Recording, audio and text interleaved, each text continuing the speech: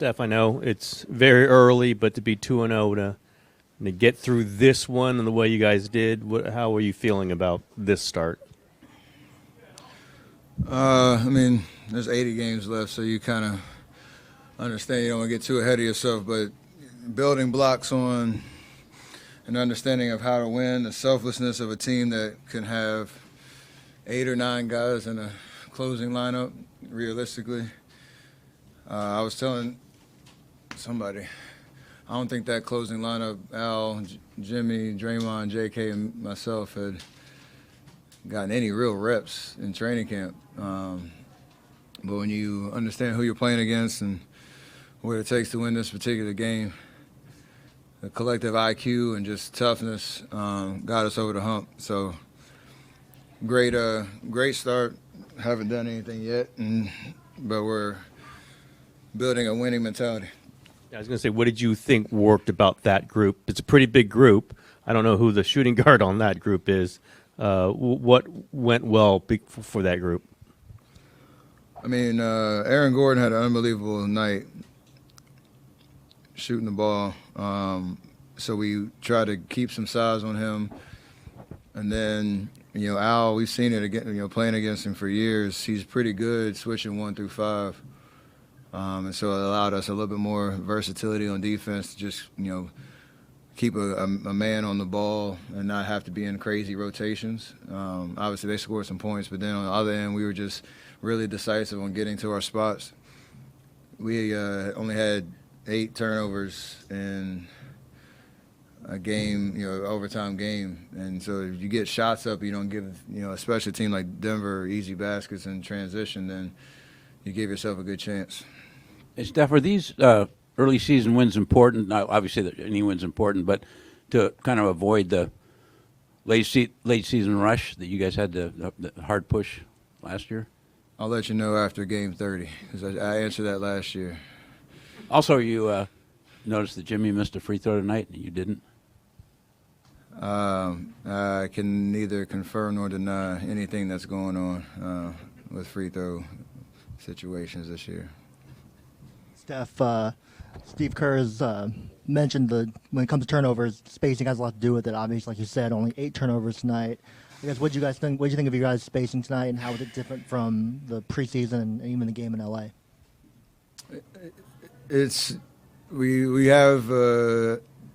We've been working on an identity offensively that no matter where you're at on the floor, you kind of have actions that you can go to, and we have patterns that we're developing.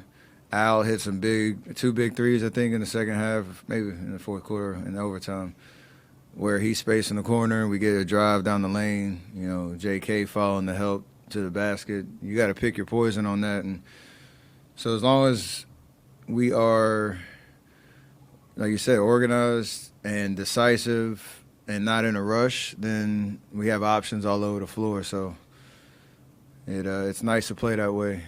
When it's not really choreographed, it's just patterns that you rely on.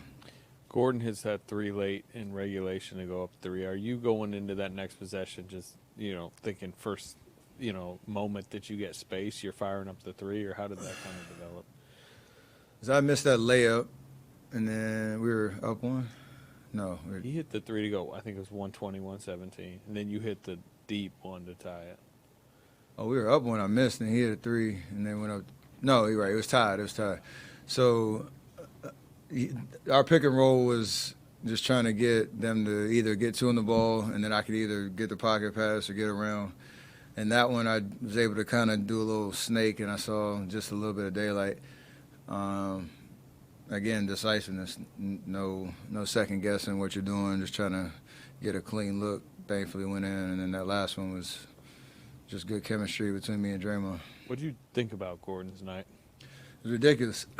And whatever he did this summer, it worked. Will Richard played some big minutes tonight.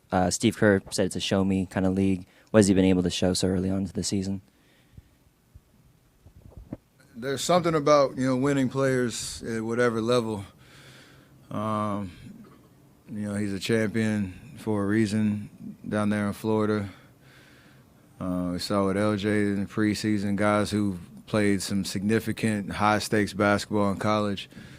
Like, that still matters. I know the league has gotten younger in the draft, but when you find a guy like that that just understands basketball, he sees the game really well. He's fearless. The lights aren't too bright for him, so he knows he's got a lot of growth ahead of him.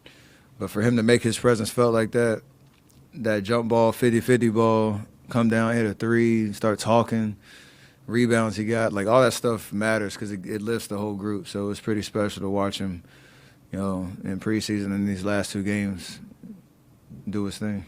Steph, you got fouled on that three, and when you get up, you summon the crowd, and they really responded.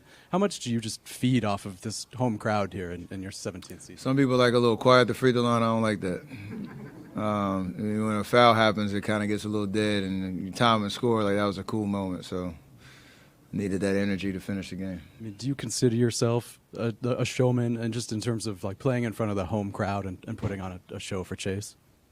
I just like to have fun, no matter what the situation is. So, yeah, absolutely. Absolutely. Steph, I guess even at your more advanced age, you still consider the babyface assassin. What did it mean to you to see Aaron Gordon have basically the game of his life? He scores 50 points on opening night for them, and they still don't win the game. He played his out of his mind. I'm sure, when you're in that kind of zone, I don't know how he talk about it. He probably expects it just because of the work he put in over the summer. But for a championship-type team like they are, a team that has a lot of continuity from year to year, and then you have a guy like that play the way he did, and for us to still win, like that says a lot about where we're at right now. But it also says we got a lot of work to do to, keep doubling down on just finding a way to win no matter what the situation is. It's kind of like a playoff-type vibe where somebody has an out-of-body experience and you dig deep and, steal one pretty much. And that says a lot about what we're trying to do. Hey, Steph, you're an important face of the league. How concerned are you about what happened today and just how it might impact the NBA's integrity? I think on the whole, everybody's very mindful of, what to do, what not to do, and understanding the landscape of, sports right now in general. And that's not just an NBA thing. It's, this is new territory for everybody. So I think on the whole, we all are very responsible. The integrity of the game is fine. And then obviously we'll let the situation play out, whatever happens. But I wouldn't worry about that too much. You mentioned Denver as a championship-type team and what you guys are trying to build towards. Do you feel like you guys are a championship-type team, or too early to say? It's game 2, man. Long way to go. Stephen, is it fun to go blow by blow with a guy like Aaron Gordon tonight when they're putting up 50 and you're coming back, he's hitting them, you're hitting them? Is that fun to have that kind of? Just the game reveals itself in terms of what you need to do. At the end of the day, he was going crazy in the first half, kept it going, and then down the stretch, like it was, again, decisiveness, just trying to figure out how to get the best shot on every possession. I don't necessarily look at it as, a one-on-one type back-and-forth battle, but it's more so the game called for us to kind of abandon any, fancy play calls and just get to spots where we could try to pick them apart. And, I was able to finish a lot of the possessions just because that's the way the game went. So talent like that and a game like that rises to the level of the whole arena, on both sides. So you kind of feel that for sure. How cool was it, you ending regulation and then going into overtime, that stretch that you had, but for Jimmy to kind of have the dagger and for you to pull out kind of the night-night celebration for him? How was that moment to have with him? It's just team basketball, man. Like, the reason he got that shot was because we had kind of been really methodical, possession after possession, and they ran out of stuff to guard, and, him taking that shot was huge. And Draymond last year when we played Minnesota, he pulled the signature move out. I thought Jimmy was going to do it. He left me on an island. But I appreciated the moment because he knows what it means to close out a game too. Steph, you talked a little bit earlier about that closing lineup with Al in there. How important will that be in the long run over the season to have that option of closing, adding a guy who's 6'9" and can shoot threes and guard a guy like Jokic? It seems like that gives you guys flexibility you haven't had in the past. That was the vision the whole time. We've played against him. We understand what he did in Boston, Atlanta, everywhere he's been. I still have flashbacks of Game 1 and 22. It's just, he understands what it means to impact the game on both ends. He's fearless as well. So, again, you probably have 7, 8 guys that you could theoretically finish a game with on our team. And it just depends on what the game calls for, and I think he understands on a night-to-night basis to be ready for whatever. And he's seen it all, so you don't really have to prepare him too much for, the unpredictability of it all. He just knows and sees the game so well. Again, we didn't really have a play call down the stretch. It was just get to your spots, figure it out, make the right play, knock down a shot, talk on defense, do what you need to do, and he's really good at that.